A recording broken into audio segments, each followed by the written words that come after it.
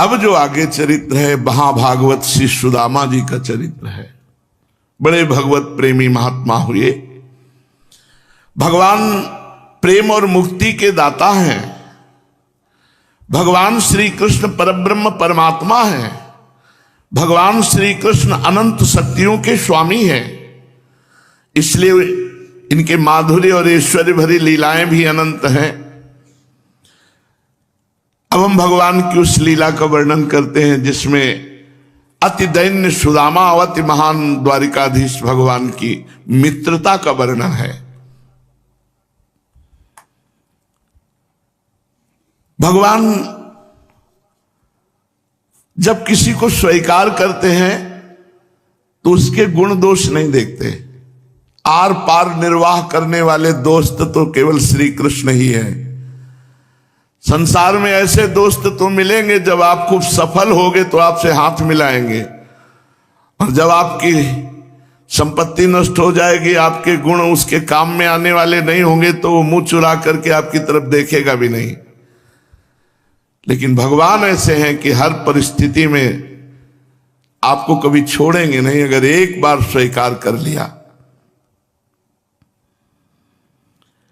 परीक्षित कृष्णस्यासीत् सखा कश्चित् ब्राह्मणो ब्रह्मवित्तमः विरक्त इंद्रियार्थेषु प्रशांतात्मा जितेंद्रियः। बड़ी ऊंची स्थिति है सुदामा जी की। श्री सुखदेव जी कहते हैं कस्यासीत् सखा कश्चित् ब्राह्मणो ब्रह्मवित्तमः। ब्रह्मबोध संपन्न महापुरुष एक ब्राह्मण भगवान श्री कृष्ण के मित्र थे। कस्यासीत् इसमें बताया नहीं, पर वो सुदामा जी थे। बड़े ब्रह्म ज्ञानी थे, ब्रह्मवित्तमः, और विरक्त विषयों से, इंद्रियार्थेषु प्रशांतात्मा जितेंद्रियः। वो इंद्रियों को अपने अधीन किए हुए थे और प्रशांत आत्मा, हर स्थिति में शांत चित्त रहते थे। गृहस्थ होने पर भी उनके पास संग्रह परिग्रह के लिए कुछ नहीं था, कुछ नहीं था। फटे पुराने कपड़े जिससे थोड़ा शरीर ढक जाए। भूख से सदैव पीड़ित रहते थे। अब आप सोचो कैसी भक्ति सुदामा जी की है। सदैव भूख से पीड़ित रहते थे, फटे पुराने कपड़े, और मित्र कौन है? जगत बंद अखिल लोक चूड़ामणि महालक्ष्मी के द्वारा सेवित भगवान श्री कृष्ण। सुदामा जी ब्रह्मलीन महापुरुष है, जीते जी जीवन मुक्त महापुरुष है। ब्रह्मलीन मतलब ब्रह्म में तन्मय। यहां लोक में ब्रह्मलीन लिखा जाता है जिसका शरीर छूट जाता है। वो जीते जी शरीर छोड़े हुए महापुरुष थे। ऐसी परिस्थिति थी कि एक सेर चून भी कभी एकत्रित नहीं हुआ। एक सेर 1 किलो आटा खाने की तो बड़ो निष्काम सेर चूनहु न धाम ढिग आई निज भाम प्रीति हरि सो जनाई है। सुनी सोच पर्यो हियो खरो अरबर्यो मन गाढ़ो लेके कर्यो बोल्यो हाजू सरसाई है। जाओ एक बार वो बदन निहारी आओ जो पे कछु पाओ ल्यावो मोको सुखदाई है। कही भली बात 7 लोक में कलंक हुई है जानियत याही लिए किन्हीं मित्रताई है। सुदामा जी ऐसे महान निष्काम भक्त थे और इतने गरीब थे कि शरीर में वस्त्र भी सही नहीं था, और जब मांगने जाते थे तो लोग दरवाजे बंद कर लेते थे। भगवान की लीला है। एक दिन द्वारिकाधीश भगवान भोग आरोग रहे थे, तो जे ही प्रथम कौर वहां चंवर डुलाए जा रहे हैं, व्यजन किया जा रहा है। और महान लक्ष्मी स्वरूपा श्री रुक्मिणी जी, सत्यभामा आदि सब अष्टपटरानियां भगवान को दुलार करके पवा रही हैं, तो भगवान ऐसे कवल को रोक दिया और आंखें भर आई। रुक्मिणी जी भगवान की स्थिति को जानने वाली है। उनका प्रभु, ये स्थिति तभी होती है जब आपके किसी भक्त को कष्ट होता है। प्रभु बोलिए, कौन सा ऐसा त्रिभुवन में भक्त है जिसके कष्ट की याद में आपने प्रथम कवल में ही रोक दिया? क्या बताऊं, मेरा बहुत परम प्रिय मित्र है, सुदामा नाम है, और कई दिनों से भोजन नहीं मिला उसके घर में, तुलसी और चरणामृत से जीवन काट रहे हैं। चलो, सुदामा तो प्रशांत आत्मा जितेंद्रीय महापुरुष है, लेकिन उनकी पत्नी, उनके बच्चे, मुझे बहुत कष्ट हो रहा है उनके घर की स्थिति देखकर।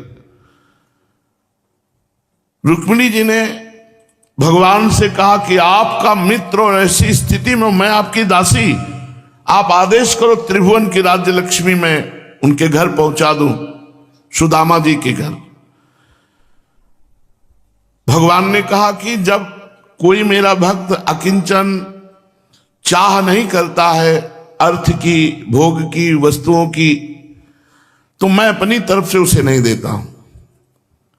तो रुक्मिणी जी ने कहा, चाह पैदा करो, आप जाओ और चाह पैदा करो। भगवान ब्राह्मण के भिक्षुक के रूप में सुदामा जी के दरवाजे गए और कहा, भिक्षाम दे। अब अतिथि धर्म कहता है कि अगर दरवाजे पे कोई भिक्षाम दे बोले तो जाना चाहिए और निवेदन करना चाहिए। तो सर ढक करके गई सुदामा जी की पत्नी, मलिन वस्त्र धारण किए हुए। उनका, भगवान हमारे घर में सोवर चल रही है। सोवर होती है जब संतान उत्पन्न होती है तो 10 दिन तक अपवित्र माना जाता है। तो उनका, ठीक है, हम 10 दिन बाद आ जाएंगे। कहा, नहीं प्रभु मत आना आप। क्यों? क्योंकि मैंने ऐसे बालक का जन्म दिया है जो कभी हम पवित्र नहीं हो सकते। कहा, समझा नहीं? बोले, हमारे घर दरिद्रता है, कभी हम आपको कुछ दे सके ऐसी सामर्थ्य नहीं। बोले, क्यों मजाक करती हो आप? हमने सुना है तुम्हारे पति के मित्र द्वारिकाधीश है।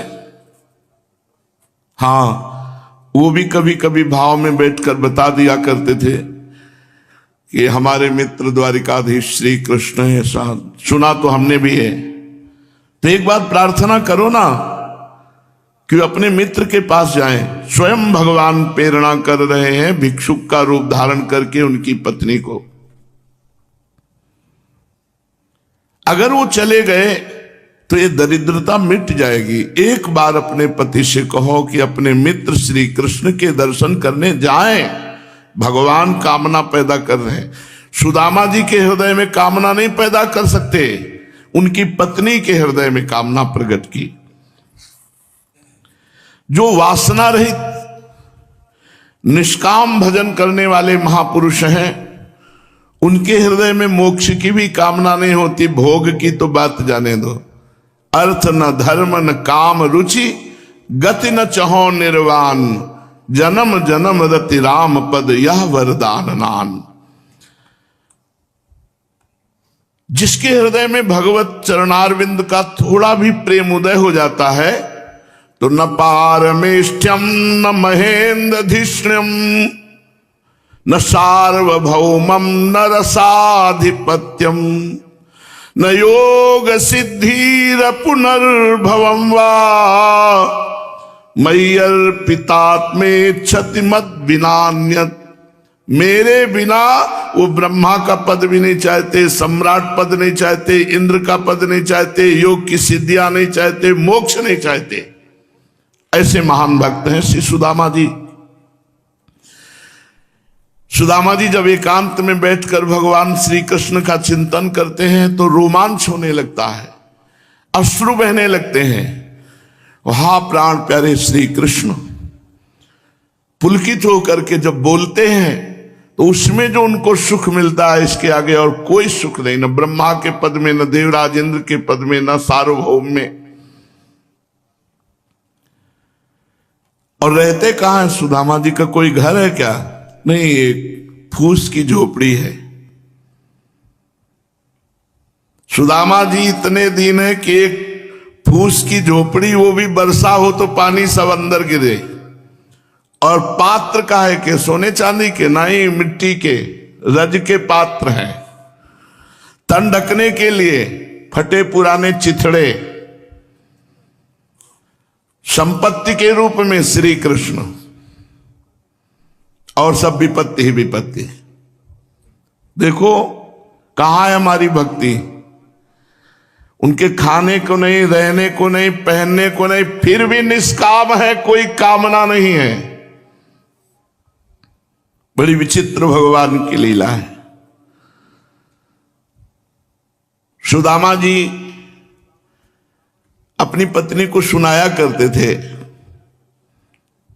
जब श्री कृष्ण जी पढ़ने के लिए उज्जैन में संदीपनी जी के यहां गए तो सुदामा जी भी वहां पढ़ने के लिए गए थे।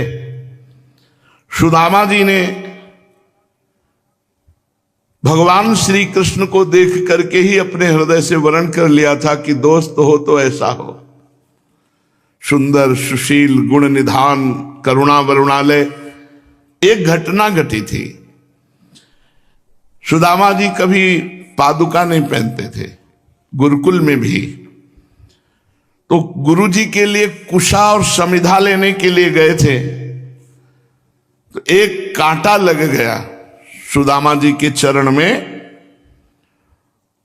अब वो इतनी जोर का बड़ा कांटा लगा और टूट गया, पकड़ में भी नहीं आ रहा था कि निकाल लें। बैठ गए और सोच रहे हैं विलंब हो रहा है, गुरु जी की सेवा में पुष्प समिधा ये पहुंचाना है। सुदामा जी सुनेरी मैंने निर्बल के बलराम, याद किया दोस्त श्री कृष्ण तुम कहां हो? अभी तक प्रगट में मित्रता नहीं हुई थी, केवल भाव से स्वीकार किया था कि गुरुकुल में जो आए हैं द्वारिका से, यही हमारे परम मित्र होंगे, यही हमारे जीवन धन होंगे। उधर भगवान श्री कृष्ण चंद्रजू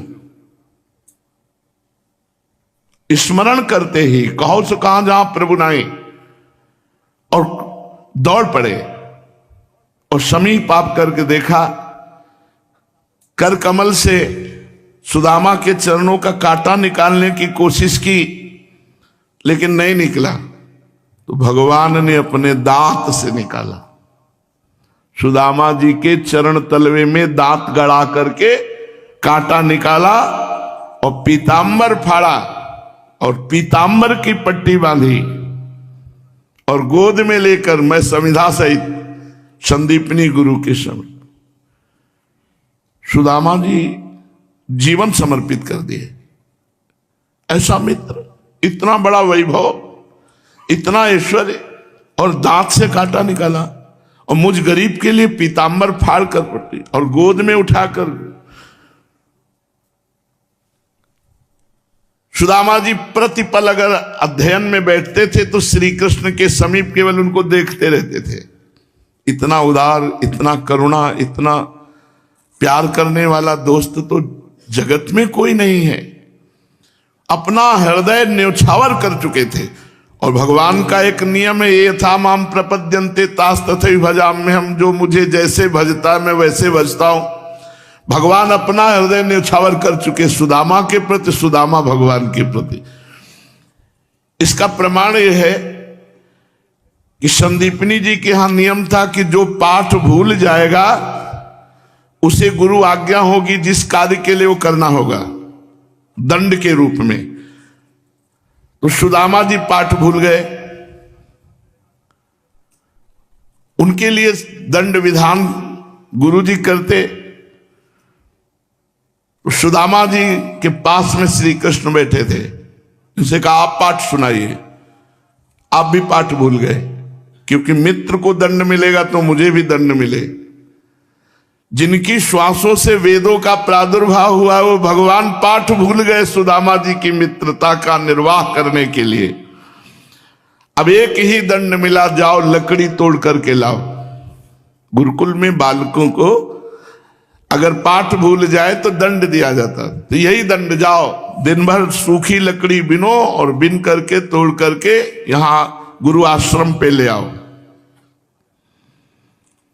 सर्वज्ञ प्रभु पाठ भूल गए, उनको भी यही दंड मिला। दोनों वन में पहुंचे और वो संयोग ऐसा बना कि वर्षा जोर से होने लगी। श्याम सुंदर सुकुमार तन। सुदामा जी ने सोचा मेरे मित्र को बूंदे चोट ना पहुंचा दे, इसलिए श्री कृष्ण को ऐसे अखबार भर के नीचे छुपा लिया और आप पूरी बूंदे सहने लगे। प्रेम प्रेम होता है। प्रेम में अपने प्यारे को समर्थ नहीं देखा जाता, अपने प्यारे को दुलार किया जाता है। हमारे वृंदावन के रसिक जन जब आक्रमणकारियों ने आक्रमण किया तो ये नहीं सोचा कि भगवान रक्षा कर लेंगे। दुबका के प्रभु को लेके भाग के गए कि हमारे प्रभु को कहीं आक्रमणकारियों की आंच भी ना पड़ने पावे, छाया भी ना पड़ने पावे। 100 वर्ष तक छुपा कर राधा वल्लभ जी को कामवन में रखा। बिहार वन में बहुत वर्षों तक बिहारी जी रहे और कुछ ठाकुर तो आज भी बाहर विराजमान हैं। सुकुमार तन में बूंदों की चोट ना लगे, इसलिए पूरा का पूरा अपना शरीर ऐसे करके प्रभु को वर्षा से बचाया। भगवान ये देख करके कि सुदामा जी का इतना प्यार हमारे प्रति। सुदामा जी ने देखा था दांत से कांटा निकाला, परस्पर इतना गाढ़ प्रेम हो गया, दोनों की मित्रता अचल हो गई। भगवान ने सुदामा जी को हृदय से लगाया और कहा मित्र, आजीवन के लिए हमारी तुम्हारी मित्रता, इनसे मित्रता हो जाए, ये अपने हो जाए, फिर कौन सी समस्या रह जाए। यही इन्हीं को तो मित्र बनाने के लिए हमें मानव जन्म मिला है, लेकिन हम भूल करके प्रपंच में फंस गए। सुदामा जी त्रुटि हो जाती कभी कभी। कलेबू के लिए 1 मुट्ठी चना दिया गया था। अब गुरुकुल में कोई बादाम का हलवा थोड़ी मिलेगा। गुरुकुल है जंगल में तपस्वियों के द्वारा सेवित। सुदामा जी को कहा गया था कि अब श्री कृष्ण भी साथ में, दोनों लोग इसमें बांट के पा लेना। अब सुदामा जी को बड़ी जोर की भूख लगी थी,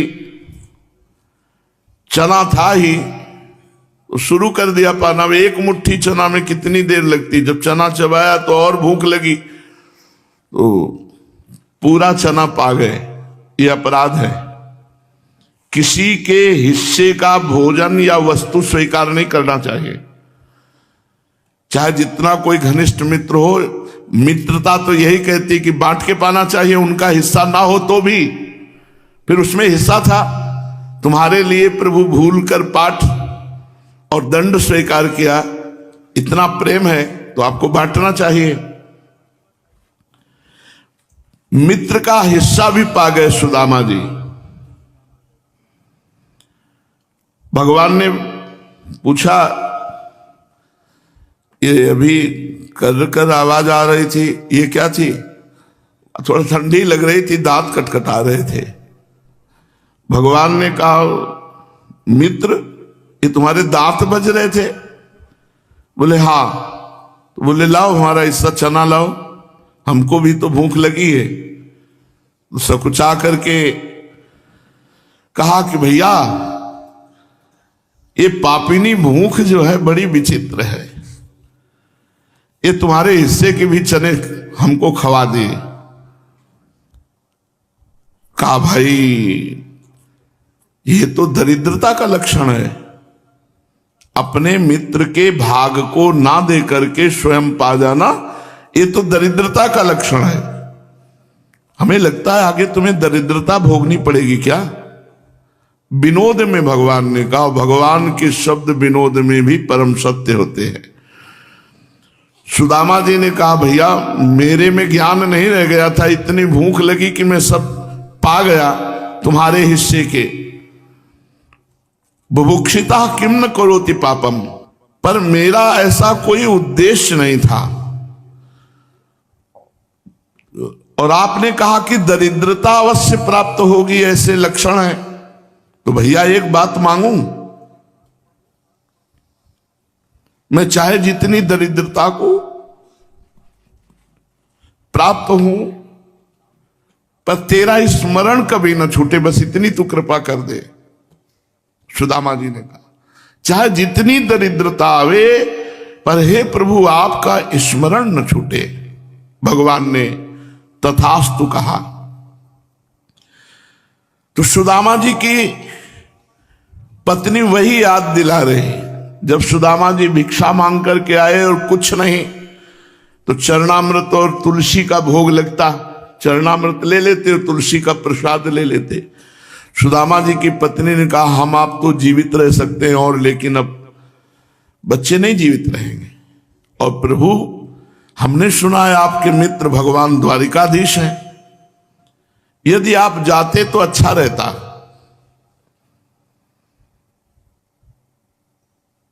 उन्होंने, सुदामा जी ने कहा कि जाना तो ठीक है, तुमने अच्छी बात बताई, पर हमें ऐसा लगता है तुम कुछ मांगने की बात कह रहे हो कि जाएं और कुछ याचना करें, तो ऐसा कभी नहीं हो सकता। मैंने कभी ऐसी मित्रता नहीं की श्री कृष्ण से कि वो धनी होंगे तो मैं उनसे कुछ मांग लूंगा। हमारी मित्रता निष्काम है। नहीं, आप मांगने मत जाइए, लेकिन एक बार दर्शन के लिए तो चले जाइए। हाँ, दर्शन की बात तो तुम्हारी मानते हैं कि बहुत दिन हो गए अपने मित्र के दर्शन नहीं किए। दर्शन की तो बात ठीक है, लेकिन कोई कामना मत करना। नहीं, आप दर्शन करने जाएंगे, वो दे दें जो वो ले आना, आप मांगना नहीं, पर वो दे दें तो मना मत करना, आप चले जाइए। सुदामा जी ने कहा, मित्रताई में कलंक है यदि अपने मित्र से लेने की कोई भावना की जाए। बोले, ओ मुस्काई नारी बावरी कहां धोआई, मीतन पे मांगे सो कपूतन को राव है, गिरी हूं ते भारे ऐसे दारिद हमारे भाग, दई फटकारे तिने कहो कहां ठाव है। अरे प्रिय अर्धांगिनी, तू बावरी हो गई है, अपने दोस्त से मैं द्वारिका मांगने जाऊं? नहीं। अरे मेरे दरिद्र ऐसे है पहाड़ जैसे, मुझ जैसे दरिद्र को फटकार और तिरस्कार के सिवा कहीं कुछ नहीं मिलता। तू समझती मैं द्वारिका जाऊंगा वो कुछ दे देंगे और तुम्हें लाके दे दूंगा? मेरे भाग्य ऐसे हैं, मैं ऐसा दरिद्र हूं कि जहां भी जाता हूं तिरस्कार फटकार, इसके सिवा और कुछ नहीं मिलता। मेरे खाने के लिए आपदा है, विपत्ति, रोटी नहीं है। मेरे स्वागत के लिए फटकार और तिरस्कार है, सम्मान नहीं है। अभी तू जानती नहीं है, जब गरीब मित्र होता धनी के पास जाता है तो धनी के रंग बदल जाते हैं, लेकिन वो हमारे मित्र ऐसे नहीं हैं। फिर भी मैं मांगने के उद्देश्य से तो जा ही नहीं सकता। कहां वो ब्रजराज द्वारिकाधीश और कहां हमारे कई परत लगा करके तो अंगों को ढके ऐसी फटी धोती है। नहीं, आप दर्शन के लिए चले जाइए ना, दर्शन के लिए। फिर भी मित्र के पास जाए तो, गुरु के पास जाए तो, बेटी के पास जाए तो कुछ हाथ में होना चाहिए। मेरे पास क्या है? मैं द्वारिकाधीश मित्र को क्या ले जाऊं, दोस्ती के नाते क्या ले जाऊं? वो पूछेंगे क्या लाए हो, तो मैं क्या ले जाऊंगा? सुदामा जी की पत्नी ने कहा प्रयास करती हैं आप जाने की, तो सोचिए। सुदामा जी ने कहा कि रूप दर्शन की लालसा तो मेरे हृदय में जागृत हो गई है। अपने प्रिय मित्र की रूप दर्शन, मैं तुम्हें धन्यवाद देता हूं सुशीला। सुदामा जी की पत्नी का नाम सुशीला था। तुमने श्री कृष्ण रूप दर्शन की प्रेरणा की, इसके लिए धन्यवाद देता हूं। लेकिन प्यारे से कुछ मांगना यह असंभव है, और मैं अपने प्यारे का स्वभाव जानता हूं, बिना मांगे वो कुछ देता भी नहीं अपने जनों को सांसारिक वस्तुएं। इसलिए आशा तो करना मत तुम। तिया सुनि कहे कृष्ण रूप क्यों न चाहे, जाए दाहे दुख आप ही सो बचन सुनाए हैं। आई सुध प्यारे की बिचारे मति तारे, सब धारे पगमग झूम द्वारावती आए हैं। देख के विभूति सुख उपजो अभूत को, चलो मुख माधुरी के लोचन तिसाए हैं। डरपत हियो ड्योढ़ी लांगी मन गाढ़ो कियो, लियो कर गही चाह तहां पहुंचाए हैं।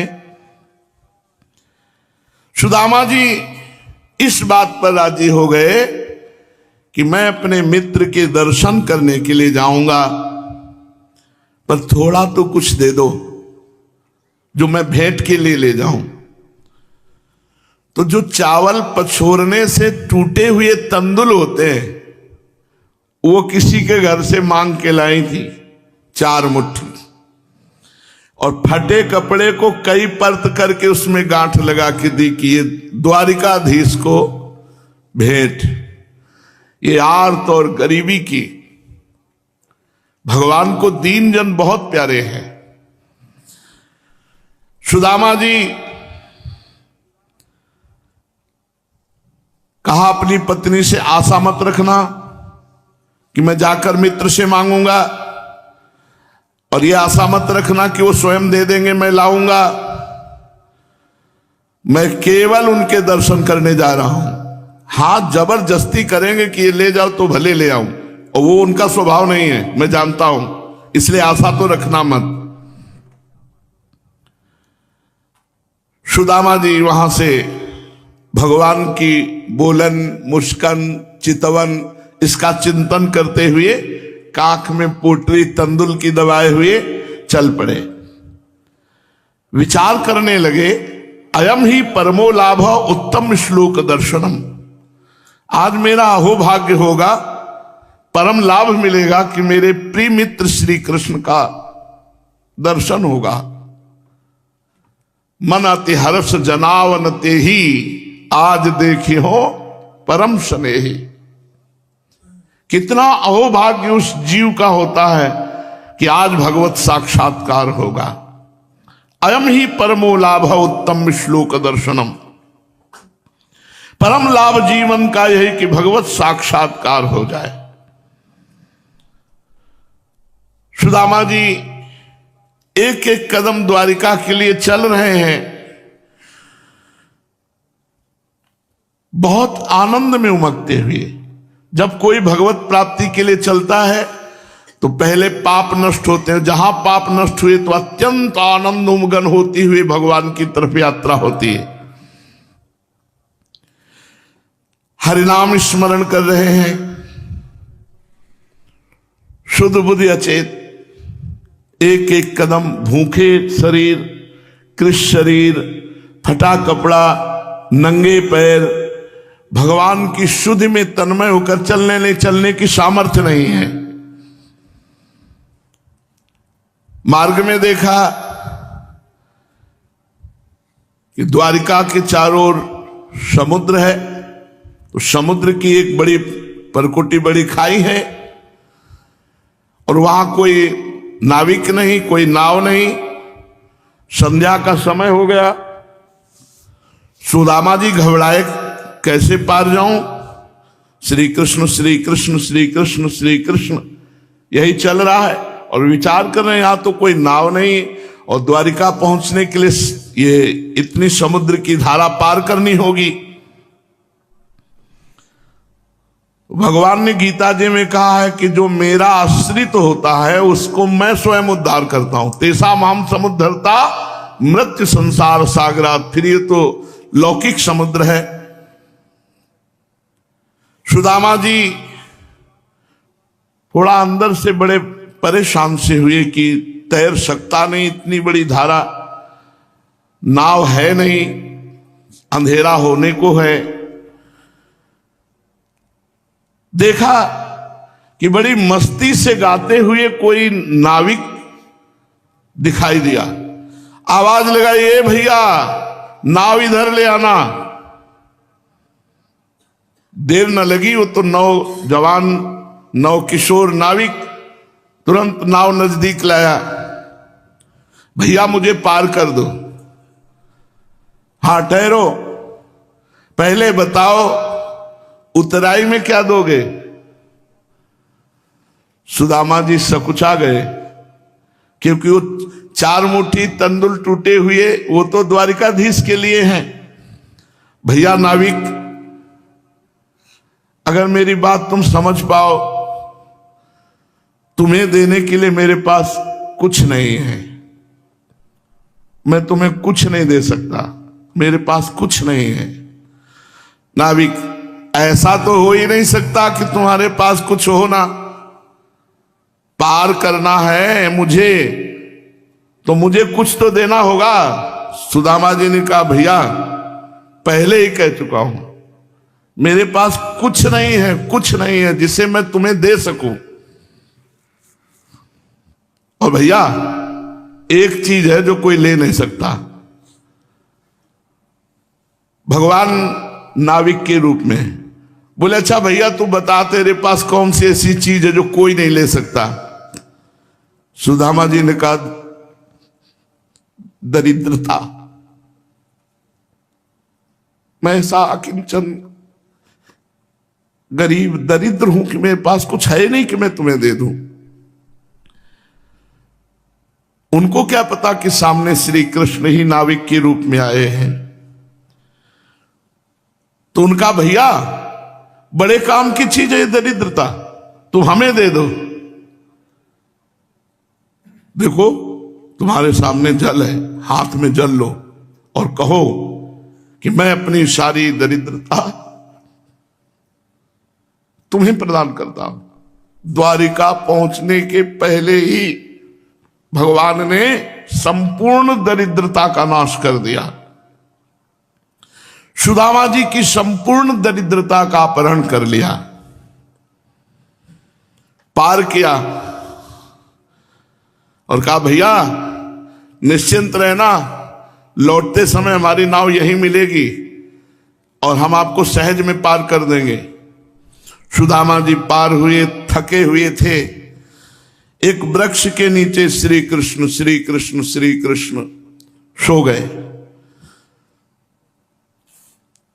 योग माया को भगवान ने आदेश किया, क्योंकि नाविक बनकर वही आए थे। देखा भूखा प्यासा थकित मेरा मित्र वृक्ष के नीचे बेसुध हो गया। योग माया को आदेश किया, द्वारिकापुरी पहुंचा दो। सुदामा जी को भगवान द्वारिकाधीश के उपवन में पहुंचा दिया गया, योग माया ने पहुंचा दिया। आंख खुली जब अद्भुत वैभव, तो सोचा जंगल में वृक्ष के नीचे पड़ा था, स्वप्न तो नहीं देख रहा, अपने को छू के देख रहे, नहीं मैं तो जग रहा हूं। तो मैं कहां आ गया? तो वहां जय जयकार लग रही थी, अनंत कोटि ब्रह्मांड नायक परात परेश भगवान द्वारिकाधीश महाराज की जय। मैं द्वारिका आ गया क्या? मैं तो समुद्र की वो खाड़ी पार करके एक वृक्ष के नीचे सोया था।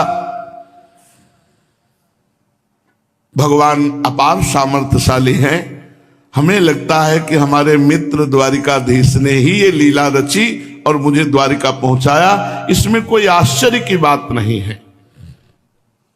खड़े हुए, फटी सी धोती अपनी संभाली, केवल धोती पहने हुए थे, कुर्ता भी नहीं था, पाग भी नहीं थी, पादुका भी नहीं था, एक छड़ी और फटी धोती और काख में तंदुल की पोटली। जे ही देखा तो कंचन के महल, दरवाजे, पहरेदार, तो थोड़ा एक बार लगा कि पता नहीं पहचान पाएंगे कि नहीं श्री कृष्ण, क्योंकि गुरुकुल में हमारी उनकी मित्रता हुई थी। कहां मेरी हालत ये मैं दरिद्र और कहां वो द्वारिकाधीश।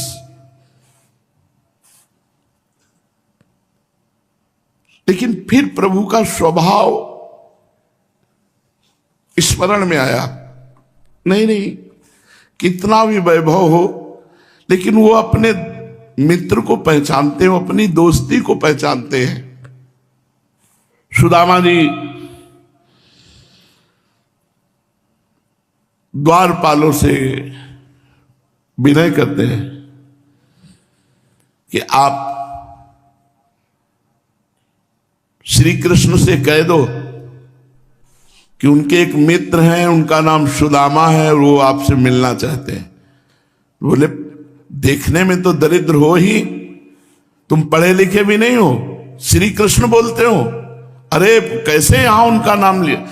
बोले जाके तुम उनसे कह दो श्री कृष्ण से कि तुम्हारा मित्र सुदामा आया है। द्वारपाल लोग देख रहे हैं कि आप ब्रह्मा भी आते हैं, शंकर जी भी आते हैं, तो बड़े धैर्य से और बड़ी नम्रता से, और ये ब्राह्मण कैसे बात कर रहा है। चकवई चौक रहे चक से तहां भूल से भूप अनेक गनाऊं, देव गंधर्व और किन्नर यक्ष से सांझ लो देखे खरे जेठाऊं। पूरा पूरा दिन हाथ जोड़कर खड़े रहते हैं देवता, लोकपाल, गंधर्व, बड़े बड़े धैर्य करके। ये ब्राह्मण कह रहा है श्री कृष्ण हमारे मित्र, ये श्री कृष्ण का मित्र है, कपड़ा भी सही नहीं है, श्री कृष्ण का मित्र है। सुदामा जी ने कहा एक बार जाके तुम केवल इतना कह दो कि सुदामा आए हुए हैं, तुम्हारे मित्र हैं। द्वारपाल गया, भगवान रुक्मिणी जी के महल में थे। जय जय, कोई एक दरिद्र आया है, अपने को ब्राह्मण बता रहा है, कह रहा सुदामा, और जय जय आपका वो मित्र है, ऐसा वो कह रहा है। भगवान ने सुदामा, जैसे इतना तो कभी भगवान शंकर, ब्रह्मा या बड़े बड़े ऋषि मुनियों के आने पर भगवान व्याकुल नहीं हुए, जैसा सुदामा नाम कान में पड़ते ही एकदम पलंग से खड़े हो गए और दौड़ पड़े। पहरेदार आश्चर्यचकित हो गए कि आज तक कभी ऐसी भगवान में आतुरता नहीं देखी, व्याकुलता नहीं देखी किसी से मिलने की। सांझ सांझ तक ब्रह्मा जी भी खड़े रहते थे, सुबह से आए हुए, तब कहीं द्वारिकाधीश के दर्शन का सौभाग्य मिलता था। सुदामा जी अस्थिमात्र हुए रहे, शरीरा हड्डी हड्डी शरीर में है, एक लकुट हाथ में, फटी पुरानी दुपटी धोती लपेटे हुए है, आर्त भाव से भगवान की महल की तरफ दे। भगवान दौड़ते हुए, भुजा पसारे हुए दौड़ते हुए आए। सब लोग आश्चर्यचकित है। इसीलिए गोस्वामी तुलसीदास जी ने कहा, उमा राम स्वभाव जे जाना ताय भजन तज भावन। जिसने भगवान के स्वभाव को जान लिया उसे भजन के सिवा और कुछ सुहाई नहीं दे सकता। ऐसा स्वभाव, जहां ब्रह्मा शंकर आदि इंतजार करते हैं, वहां भगवान व्याकुल हो गए। सुदामा नाम सुनते ही आतुर हो गए, दौड़कर भगे भगे आए और प्रथम डेहड़ी पर जे ही देखा सुदामा को, भगवान दौड़ करके हृदय से लगा लिए। सुदामा जी संकुचित हो रहे, इतने सुकोमल अंग, इतने सुंदर वस्त्र, ऐसे परम सुंदर श्याम सुंदर के कहीं हमारी हड्डियां ना चुभ जाएं, तो भगवान गाढ़ आलिंगन कर रहे हैं। सुदामा जी अपनी दुर्बलता कहीं प्रभु के श्री अंगों में हड्डी न चुभ जाए, कहीं कष्ट ना हो जाए।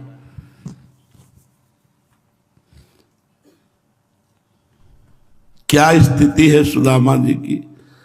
शीस पगा न झगा तन में, प्रभु जाने को आही बसे के ही ग्रामा।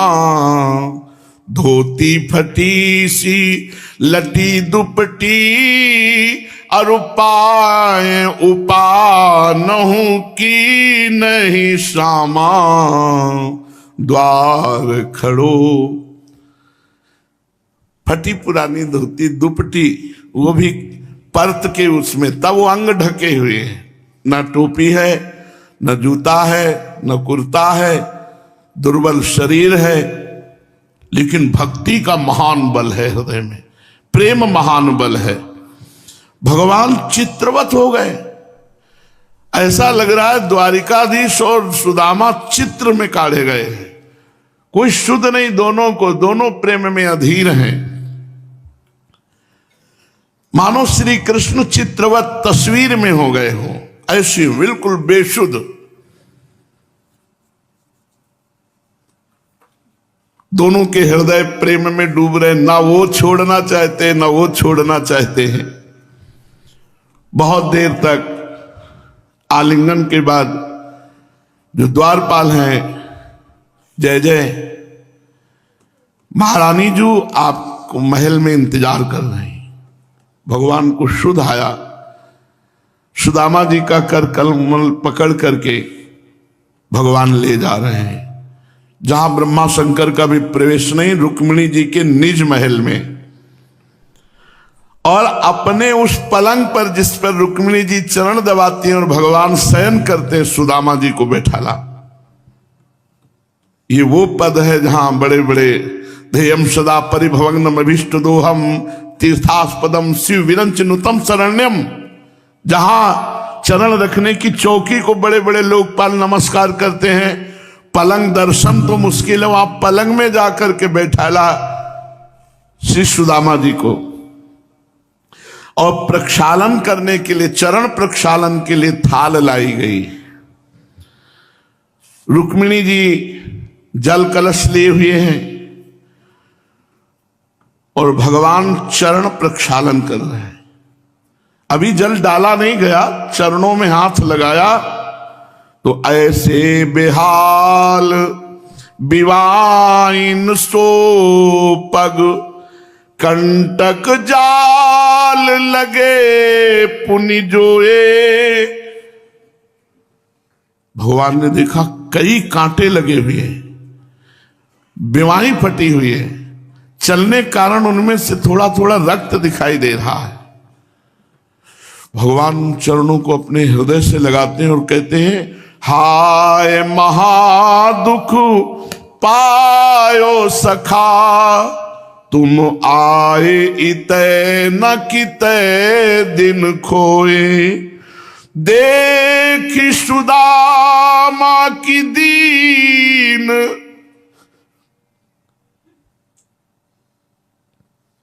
दशा करुणा निधि, करुणा करी के रोई। पानी परात न हाथ छुयो, नैनन के जल सो पग धोए। भगवान उन चरणों के कांटे निकाल रहे हैं, उन चरणों की विवाहियों को, और इतने अश्रु प्रवाहित हुए कि सर्वप्रथम सुदामा जी के भगवान ने चरण आंसुओं से धोए।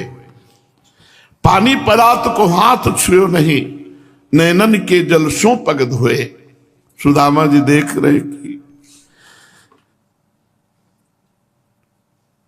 मुझ गरीब अकिंचन दरिद्र को अगर इतना प्यार कोई दे सकता है तो सिर्फ श्री कृष्ण।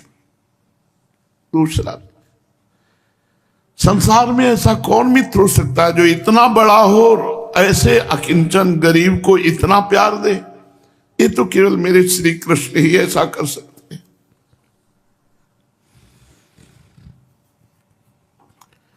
सुदामा जी भगवान की उदारता देख रहे हैं। फिर रुक्मिणी जी कलश से जल डालने, भगवान सुदामा जी के चरण पखार कर चरणोदक अपने सिर पर रखते हैं। जिनका चरणोदक स्वयं भगवान शंकर सिर पर रखते हैं, वो भगवान चरणोदक सुदामा जी का अपने सिर पर रखते हैं। फिर विनोद होने लगा। जब रुक्मिणी जी ने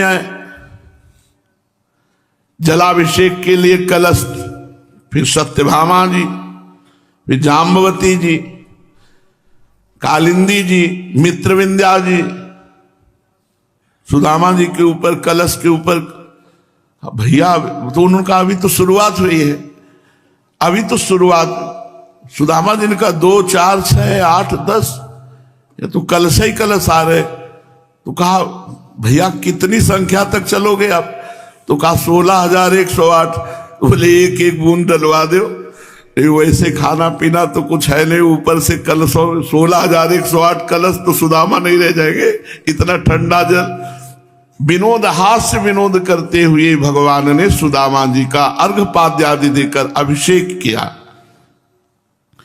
तदनंतर सब अपनी पटरानियों को बुलाकर प्रणाम करवाया, रानियों को बुलाकर प्रणाम करवाया। रुक्मिणी जी सुंदर पंखा झल रही, भगवान श्री कृष्ण हाथ पकड़ करके बैठ गए सुदामा का। बड़े बड़े मुनिजन जिनकी चरण पूजा करते हैं, वो भगवान सुदामा की पूजा करके हाथ पकड़ के बैठ गए। और गुरु आश्रम में, गुरुकुल में जो प्रीति, उसका वर्णन करते हैं, उसकी स्मृति, उसकी चर्चा करते हैं। सुदामा जी सोच रहे कि कहीं वो चना वाली चर्चा इनके बीच में न कर दें, तो बार बार घुमा देते हैं, हाँ हाँ ठीक है। और द्वारिका में सब आनंद है, वो द्वारिका की चर्चा लाना चाहते सुदामा, जो भगवान अपने गुरुकुल की चर्चा करते। तो कह रहे इतनी पूजा क्यों, कहीं अपमान न करवा दे कि भाई हमारे हिस्से के भी चना खा गए थे। पढ़ाई लिखाई की चर्चा को बार बार सुदामा जी घुमा रहे थे। तो भगवान ने कहा तो विवाह भी तुम्हारा हुआ है? बोले हाँ हुआ है। भगवान ने कहा विवाह में बुलाया नहीं? तो बोले ऐसा जोरदार निमंत्रण लायक विवाह नहीं था कि किसी को बुलाए। अरे भाई अकिंचन दरिद्र का विवाह ऐसे नाम मात्र का पाणी ग्रहण, केवल वहां कोई थोड़ी की रबड़ी रसगुल्ला का भंडारा चलेगा। सुदामा जी ने कहा भैया कृष्ण, आप जानते हो गरीब ब्राह्मण के ना कोई निमंत्रण देता है और ना कोई निमंत्रण में आता है, ना कोई निमंत्रण में बुलाता है और ना कोई निमंत्रण में आता है। गरीब ब्राह्मण को कोई अपने यहाँ नहीं बुलाता है और गरीब ब्राह्मण के यहाँ कोई जाता नहीं। तो सही पूछो भैया, हमें याद तो प्रतिपल था, पर मेरी सामर्थ्य नहीं थी कि मैं द्वारिकाधीश को निमंत्रण दे सकूं। और बुला का क्या पवाता, आपको क्या सत्कार करता। परंतु भैया हमारी शिकायत जो आपने की है बहुत थोड़ी है।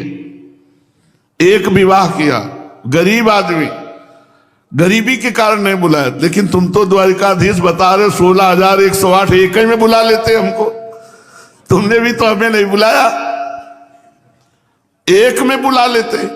अरे 2-4 विवाह होते, तुम 16,108 एक को में नहीं बुलाया। बड़ी हास्य विनोद मित्रवत हुआ। भगवान ने सुदामा जी से कहा कि जब चले होंगे तो भाभी जी ने कुछ दिया होगा। सुदामा जी और ऐसे बैठ गए हाथ जोड़ के। इतना बड़ा वैभव, उसके सामने हम वो फटे से कपड़े में, कुछ रबड़ी हो, कुछ मीठा हो, लड्डू हो, मेवा हो, चलो काजू ही हो, कुछ तो टूटे हुए चावल निकाल के देंगे, कैसे दे दो, ऐसे काख में छुपाए। तंदुलती दीन है हदे। अब हिम्मत नहीं पड़ रही कि काख में छुपाए। भगवान ने कहा कि तुम्हारे बैठने की मुद्रा बता रही कि तुम कुछ छिपा रहे हो। हमें लगता छिपाने की आदत बचपन से तुम्हारे अंदर, दूसरे का हिस्सा। सुदामा जी जो ही ऐसे किया सोई वो दिखाई दी पोटरी। सुदामा जी का वो बात मत कह देना, सोई ऐसे जो ही ऐसे किया सोई कांख में भगवान ने छीन ली, पोटरी छीन ली। ओहो, सुदामा जी भगवान के चरणों की तरफ देख के कह रहे आप मत पाना।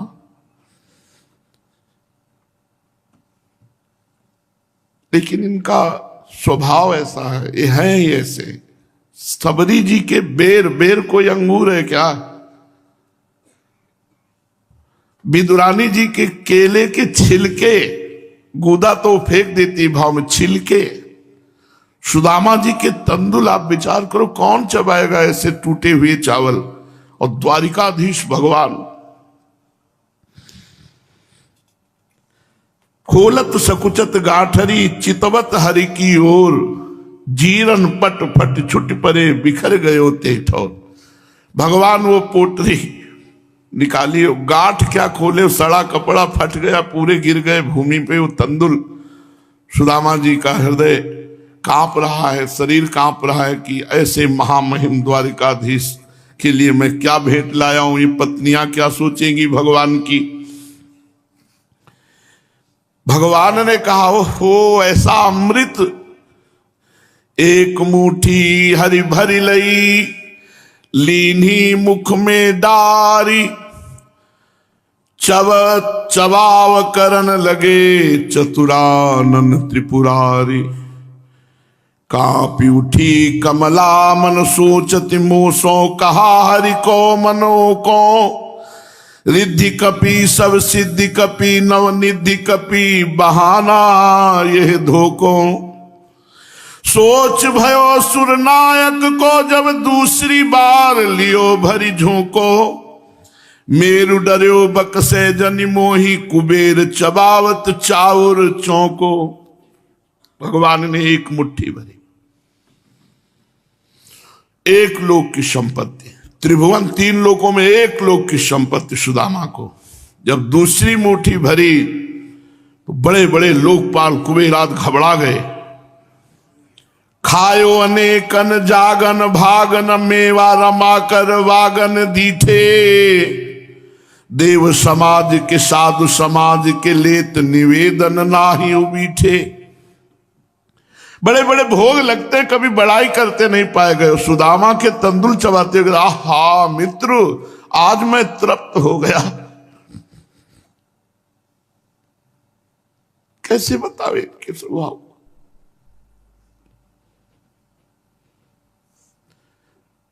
द्वारिकाधीश को क्या भोग नहीं लगता। बड़ाई कर रहे हैं तंदुल की, कह रहे आहा मित्र मैं तृप्त हो गया। बस इन्हीं स्वभाव के कारण तो हिम्मत बढ़ जाती है कि अपने लोग भी इनको अपना कहने का अधिकार रखते हैं। नहीं, कहां प्रभु और कहां मलिन देह में आसक्त जीव। पर इनका स्वभाव ऐसा है। दूसरी मुट्ठी भरी और जे भी मुख में डाला, 2 लोगों की संपत्ति दे दी। जब तीसरी मुट्ठी भरत ही रुक्मिणी पकड़ी बाह, ऐसी तुम्हें कहा भई संपत्ति की अनचाह। कही रुक्मिणी कान में ये धो कौन मिलाप, करत सुदाम ही आप सो। हो तो सुदाम ही आप, ये क्या कान में रुक्मिणी जी ने कहा आपको होश है? त्रिभुवन पति कहलाते हो, 2 लोग की संपत्ति दे दी, तीसरी मुट्ठी पाली तो तुम सुदामा हो जाओगे, वो द्वारिकाधीश। थोड़ा तो सोचो, मैं आपके आश्रय के सिवा और कहीं नहीं रह सकती। हाथ गयो प्रभु को कमला, कहे नाथ कहा तुमने चितधारी।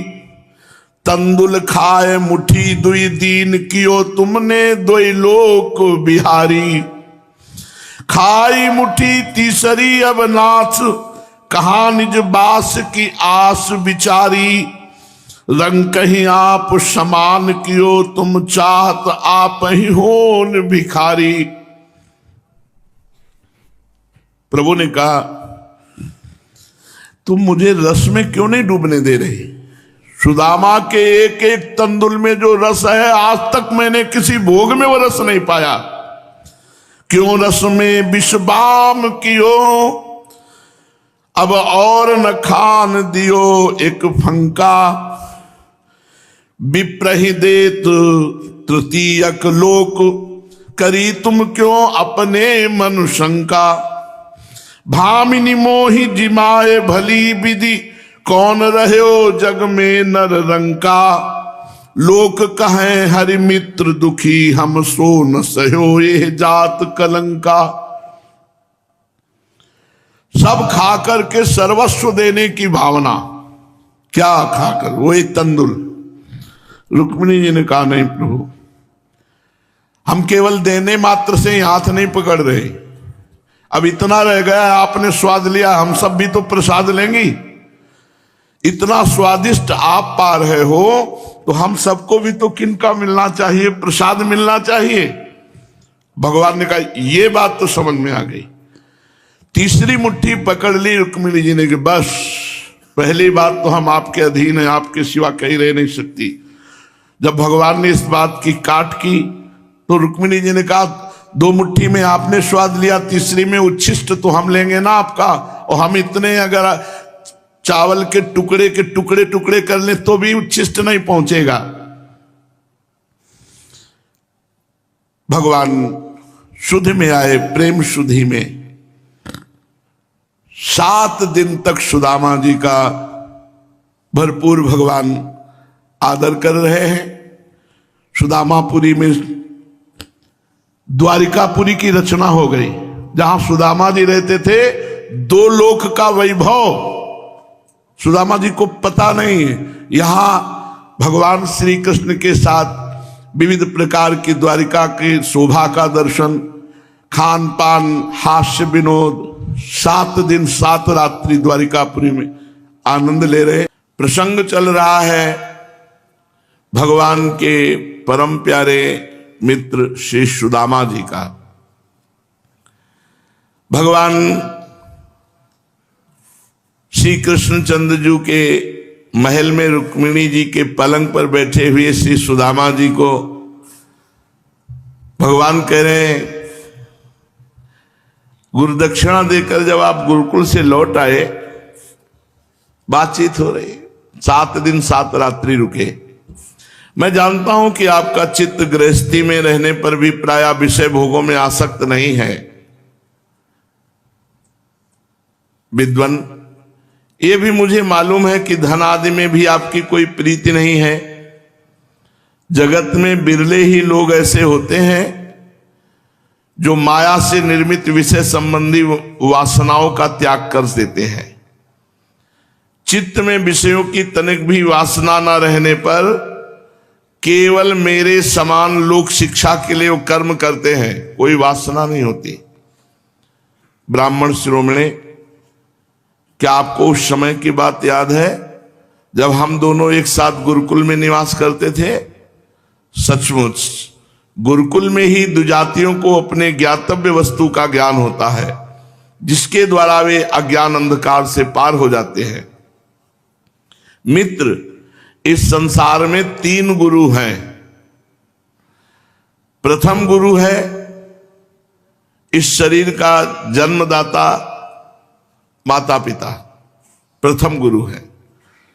इसके बाद उपनयन संस्कार करके सत्कर्मों की शिक्षा देने वाला दूसरा गुरु है। इसके बाद ज्ञानोपदेश करके परब्रह्म परमात्मा की प्राप्ति, भगवत प्राप्ति कराने वाला गुरु तो साक्षात मेरा स्वरूप ही है। ये वर्णाश्रमियों के 3 गुरु हैं। पहले माता पिता, द्वितीय गायत्री मंत्र देने वाले और तृतीय भगवत प्राप्ति कराने वाले सदगुरुदेव। मेरे प्यारे मित्र, गुरु के स्वरूप में स्वयं मैं ही हूं। ये मया गुरुणा वाचा तरन त्यजो भवार्णवम। जो मैं गुरु रूप से उपदेश करता हूं उसको जो स्वीकार कर लेता है, जो अपने गुरुदेव की आज्ञानुसार चलता है, वो इस संसार समुद्र को पार कर लेता है।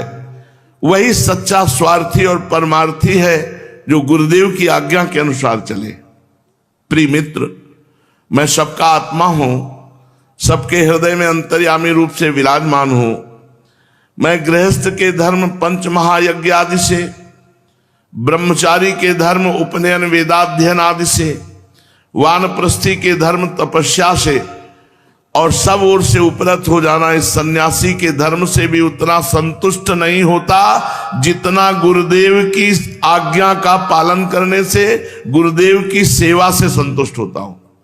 श्री भगवान कह रहे हैं, मैं गृहस्थ के धर्म पंच महायज्ञ आदि से, ब्रह्मचारी के धर्म उपनयन वेदाध्ययन आदि से, वानप्रस्थी के धर्म तपस्या और सब ओर से उपरत हो जाना सन्यासी के धर्म से भी उतना संतुष्ट नहीं होता जितना गुरुदेव की आज्ञा पालन से, सेवा शुश्रूषा से संतुष्ट होता हूं। ब्राह्मण, जिस समय हम लोग गुरुकुल में निवास कर रहे थे, उस समय की वो बात आपको याद है क्या? जब हम दोनों एक दिन गुरु आज्ञा का पालन करने के लिए ईंधन लाने के लिए जंगल में गए थे।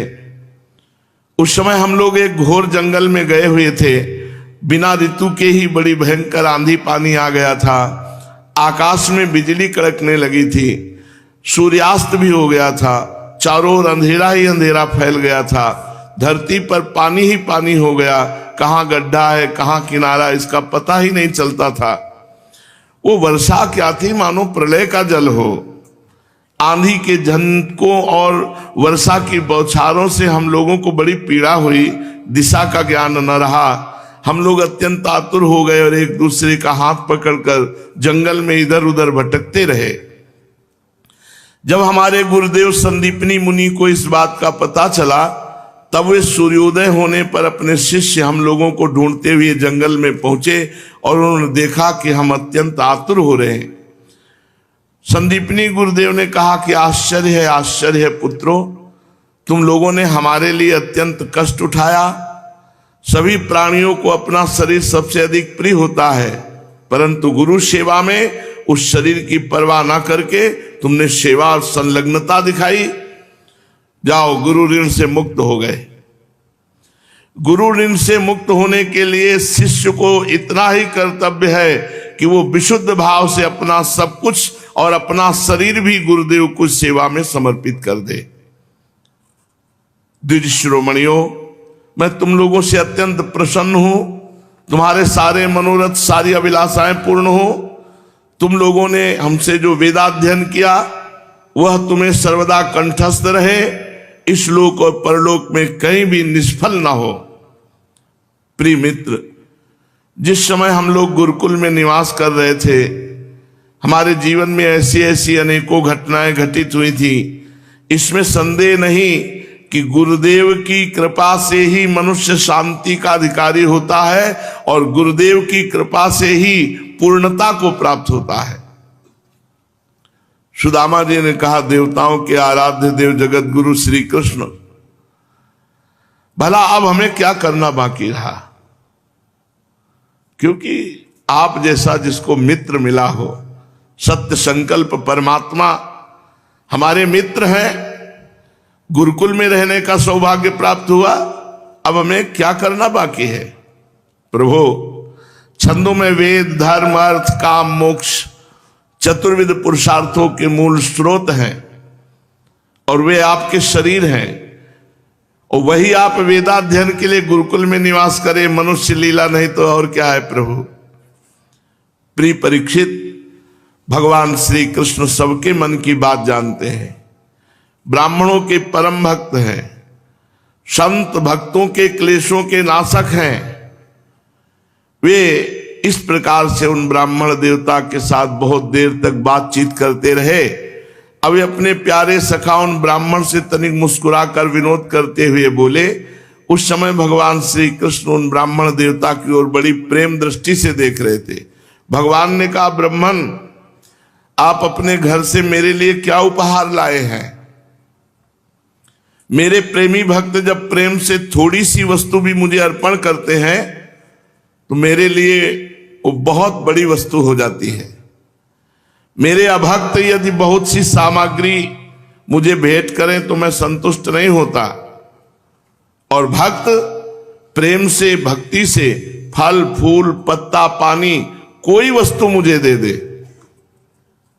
भगवान कह रहे अण्वप्युपाहृतं भक्तैः प्रेम्णा भूर्येव मे भवेत् भूर्यप्यभक्तोपहृतं नामे तोषाय कल्पते पत्रं पुष्पं फलं तोयं यो मे भक्त्या प्रयच्छति तदहं भक्त्युपहृतमश्नामि प्रयतात्मनः। यदि भक्ति से युक्त होकर मुझे एक पत्ता, चुल्लू भर पानी, कोई फल या पुष्प दे दे, भगवान कह रहे मैं उस प्रेमोपहार को केवल स्वीकार ही नहीं करता, तुरंत भोग लगा देता हूं। और अगर अभक्त अच्छी अच्छी वस्तुएं तो मैं नहीं पाता। भगवान श्री कृष्ण के ऐसा कहने पर ब्राह्मण देवता ने लज्जावश विचार किया कि लक्ष्मीपति भगवान को क्या मैं तंदुल दूं। उन्होंने संकोच से अपना मुंह नीचा कर लिया। भगवान श्री कृष्ण समस्त प्राणियों के हृदय का एक एक संकल्प और उनका भाव भी जानते हैं। उन्होंने ब्राह्मण के आने का कारण, उनके हृदय की बात जान ली। अब ये विचार करने लगे, एक तो ये मेरा प्यारा सखा है, दूसरे इसने पहले कभी लक्ष्मी की कामना से मेरा भजन नहीं किया है, इस समय अपनी पतिव्रता पत्नी को प्रसन्न करने के लिए उसी के आग्रह से यहां आया है। अब मैं इसे ऐसी संपत्ति दूंगा जो देवराज इंद्र के लिए भी दुर्लभ है। भगवान श्री कृष्ण ने ऐसा विचार करके उनकी कांख में दबे हुए चिथड़े की एक पोटली में बना हुआ वो तंदुल चिवड़ा, ये क्या है, ऐसा कह के छीन लिया और बड़े आदर से कहने लगे, प्यारे मित्र, ये तो तुम मेरे लिए अत्यंत प्रिय भेंट ले आए हो। ये तंदुल न केवल मुझे बल्कि सारे संसार को तृप्त करने के लिए पर्याप्त है। ऐसा कहकर उसमें से एक मुट्ठी चिवड़ा खाया। भगवान रोमांचित हो रहे हैं। अब विचार करो क्या स्वाद है, प्रेम का स्वाद है। दूसरा पाया, तीसरे में भगवती जी ने, लक्ष्मी जी स्वरूपा रुक्मिणी जी ने हाथ पकड़ लिया और कहा, प्रभु मैं तो आपके ही परायण हूं, आपको छोड़कर कहीं जा नहीं सकती। विश्वात्मन बस बस, मनुष्य को इस लोक में तथा परलोक में भी समस्त संपत्तियों की समृद्धि प्राप्त करने के लिए इतना काफी है, क्योंकि आपके लिए इतना ही प्रसन्नता का हेतु बन जाता है। परीक्षित, ब्राह्मण देवता उस रात को भगवान श्री कृष्ण के महल में ही रहे, बड़े आराम से वहां खाया पिया और ऐसा अनुभव किया साक्षात परब्रह्म परमात्मा के साथ मानो वैकुंठ में बैठे हों। भगवान श्री कृष्ण ने 7 दिन 7 रात्रि खूब स्वागत सम्मान बातचीत हास्य विनोद आदि। सुदामा जी ने कहा, प्रभु चलना चाहिए, कई दिन हो गए। भगवान ने तुरंत कह दिया, हाँ हाँ चलना चाहिए। सुदामा जी अपनी चित्त की करतूत पर बड़े लज्जित हुए, मांगा नहीं कुछ, भगवान ने भी ऐसे कह दिया हाँ हाँ। भगवान श्री कृष्ण की कृपा मनाते हुए, आनंद में डूबते उतराते हुए चल पड़े। भक्तमाल जी में लिखा, जब भगवान चले तो ऐसे मुट्ठी करके ऐसे चले, 2 मुट्ठी। सुदामा जी ने सोचा कि 2-4 असरफी इसमें, 2-4 असरफी इसमें होगी, घर में जाएंगे तो खान पान की सारी व्यवस्था। भगवान ने कहा, इधर से आप चले जाइएगा और फिर आगे जाके मुड़ जाइएगा। सुदामा ने कहा पता है हम चले जाएंगे, कुछ नहीं। भगवान ने 2 लोग की संपत्ति दे दी। प्रगट में नए कपड़े जो पहनाए थे वो भी उतरा लिए कि रास्ते में कोई आपको परेशान न करे, वो अपनी उठाओ, फटी वाली धोती उसी को पहन लो। सुदामा जी मन ही मन सोचने लगे, अहो कितने कृपालु भगवान है। उनको ये बुरा नहीं लगा प्रगट वाली लीला में। ओ आज मैंने देख लिया प्रभु की ब्राह्मण भक्ति। देखो जिनके वक्षास्थल पर स्वयं लक्ष्मी जी विराजमान है, ऐसे विशाल वक्षास्थल से मुझ दरिद्र को आलिंगन किया मेरे प्रभु ने। सुदामा जी सोचते हुए वापस हो रहे, कहा तो मैं अत्यंत पापी दरिद्र और कहा लक्ष्मी के एकमात्र आश्रय भगवान श्री कृष्ण, परंतु उन्होंने ये मेरा मित्र है ऐसा समझकर अपनी भुजाओं से भरकर हृदय से लगाया। इतना ही नहीं, उन्होंने मुझे उस पलंग पर सुलाया जिस पर उनकी प्राण प्रिया रुक्मिणी जी शयन करती है, मानो मैं उनका सगा भाई हूं। कहां तक कहूं, मैं थका हुआ था तो स्वयं उनकी पटरानी रुक्मिणी जी ने अपने हाथों से चवर डुलाया, मेरी सेवा की और मेरे आराध्य देव, देवताओं के आराध्य देव, ब्रह्म ऋषियों के आराध्य देव होकर भी प्रभु ने मेरे पांव दबाए। कहां तक कहूं, अपने हाथों से भोजन खिलाया, अत्यंत सेवा शुश्रा की। स्वर्ग मोक्ष पृथ्वी रसातल की संपत्ति समस्त योग सिद्धियों की प्राप्ति का मूल श्री कृष्ण के चरणों की पूजा है और उन्होंने मेरे चरण दबाए। परम दयालु श्री कृष्ण ने बड़ी कृपा की, मुझे थोड़ा भी धन नहीं दिया, ये असीम कृपा की। सुदामा जी सोचते हुए चले जा रहे, क्योंकि मैं दरिद्र, कहीं धन पा करके मतवाला हो जाए और प्रभु को भूल जाओ, इसलिए कितनी कृपा की, उन्होंने कुछ नहीं दिया। जय हो श्री कृष्ण की।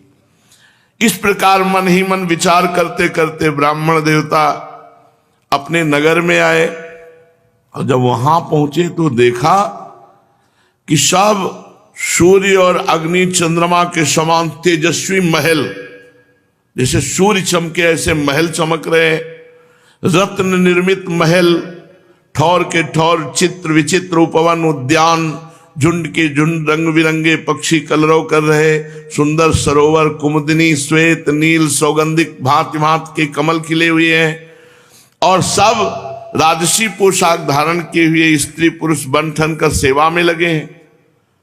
ओ सुदामा जी सोचने लगे, ये मैं कहीं बावरेपन में पुनः द्वारिका तो नहीं आ गया, ये किसका स्थान है? ये तो मेरा ही स्थान है जहां मैं रह रहा था, पर ये ऐसा कैसे हो सकता है कि यहां तो दिव्य महल हैं। इस प्रकार सोच ही रहे थे कि देवताओं के समान सुंदर सुंदर स्त्री पुरुष बड़े सुंदर मंगल मृदंगाज बजाते हुए, गीत गाते हुए और उनकी पत्नी आरती लिए हुए आगे आई। तो उन्होंने देखा पंडिताइन हाथ तो बहुत हार वार धारण किए हुए हैं, सुशीला जी ब्राह्मणी अपार आनंद में फूली हुई है, जल्दी जल्दी घर से निकल करके और ऐसी लग रही है मानो मूर्तिमान लक्ष्मी जी हो, दास दासियां सब मानो लक्ष्मी जी कमल वन से पधार रही हो। पति देव को देखकर खूब उत्कंठा, खूब प्रसन्न, आंसू छलक आए। ब्राह्मणी ने नमस्कार किया सुदामा जी को। सुदामा जी ने कहा, देवी सौभाग्यवती हो। तो उनका, प्रभु आप ही तो हमारे सुहाग हो। नहीं देवी, हमारी तो गरीबिनी ब्राह्मणी कहीं यही रहती थी, पता नहीं तुम कौन हो।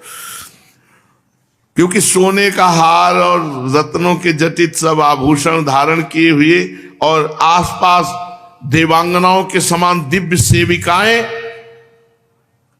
सुदामा जी ने देखा कि पत्नी देदीप्यमान हो रही है, पतिव्रता तो थी, बहुत विस्मित हो गए।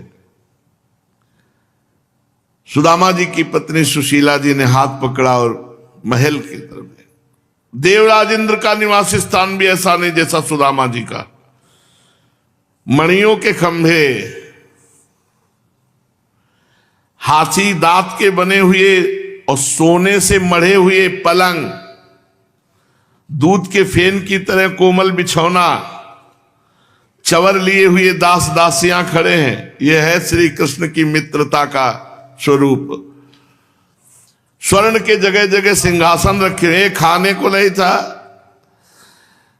और उन सिंहासन में कोमल गद्दियां, ये कुर्सी प्लास्टिक की नहीं, सोने के सिंहासन जगह जगह रखे हुए, चंदोवे झिलमिला रहे, मोतियों की लड़ियां लगी, स्फटिक मणि के स्वच्छ दीवारें जिनमें पन्ने की पच्चीकारी की गई, रत्न निर्मित स्त्री मूर्तियों के हाथ में रत्नों के दीपक जगमग जगमग कर रहे।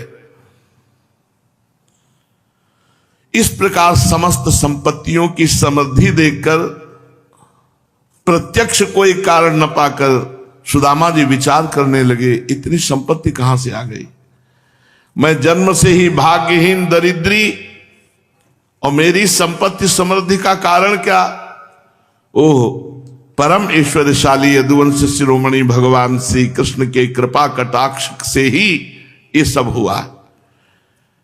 ये सब श्री कृष्ण की देन है।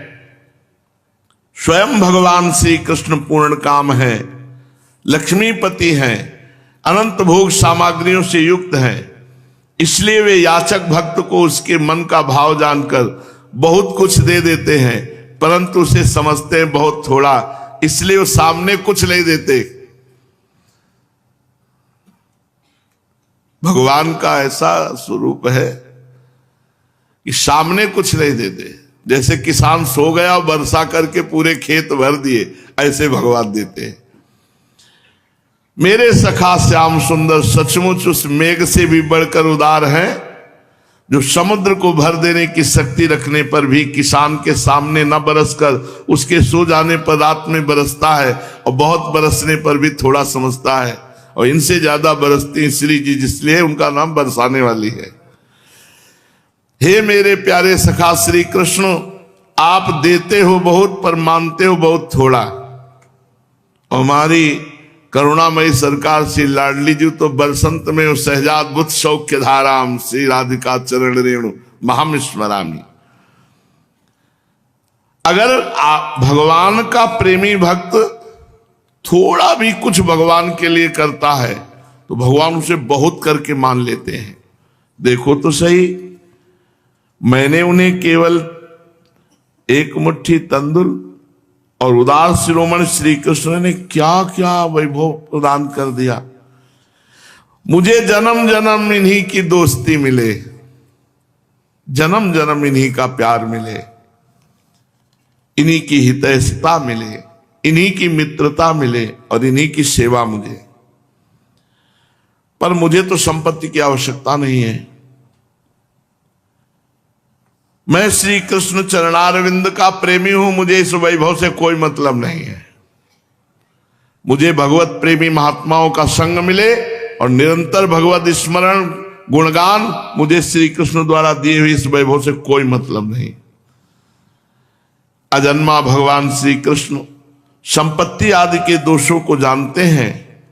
वे देखते हैं कि बड़े बड़े धनियों का धन और ईश्वर के मध्य से पतन हो जाता है, इसलिए भगवान अपने भक्त के मांगते रहने पर भी धन संपत्ति नहीं देते, मांगने पर भी नहीं देते, क्योंकि पता है कि धन संपत्ति ऐश्वर्य आ जाएगा, मुझे भूल जाएगा और ऐसे आचरण करेगा जिससे इसका पतन हो जाएगा। बड़ी कृपा है श्री कृष्ण की भक्तों पर। परीक्षित अपनी बुद्धि से ऐसा निश्चय करके सुदामा जी भगवान के द्वारा दी हुई समस्त वैभव ऐश्वर्य संपत्ति से अनासक्त भाव रहे। सुदामा जी खुशी नहीं हुई, उनकी पत्नी तो खूब खुशी थी। सुदामा जी अनासक्त रहे और भगवत प्रसाद रूप विषय का सेवन करके रात दिन भजन में डटे रहे। देवताओं के भी आराध्य देव, भक्त भयहारी यज्ञपति सर्वशक्तिमान भगवान स्वयं ब्रह्म ऋषियों को अपना प्रभु मानते हैं, अपना इष्ट देव मानते हैं। इसलिए ब्रह्म ऋषियों से बढ़कर और कोई भी प्राणी जगत में नहीं है। भगवान श्री कृष्ण के प्यारे सखा सुदामा जी ने देखा कि यद्यपि भगवान अजित हैं, किसी के अधीन नहीं है, फिर भी वे अपने सेवकों के अधीन हो जाते हैं, सेवकों से पराजित हो जाते हैं। सुदामा जी रात दिन भगवान श्री कृष्ण के ध्यान में तन्मय हो गए। ध्यान के आवेग से उनकी अविद्या की गांठ कट गई और थोड़े ही समय में वो शरीर छोड़कर भगवान के दिव्य धाम, संतों के एकमात्र जो आश्रय हैं, उस परम धाम को प्राप्त किया। लोक में ऐसी संपत्ति दे दी कि देवराज इंद्र को भी दुर्लभ, और परलोक में परम पद प्रदान किया। परीक्षित, सुदामा जी के इस पावन चरित्र को जो सुनता है, जो गान करता है, उसे भगवान के चरणों में प्रेम भाव और कर्म बंधन से मुक्ति मिल जाती है। इसलिए खूब भगवान के चरित्र सुनो, भक्तों के चरित्र सुनो, नाम जप करो, प्रभु से प्रार्थना करो कि वो आपको बल दें और गंदे आचरणों से बच जाओ।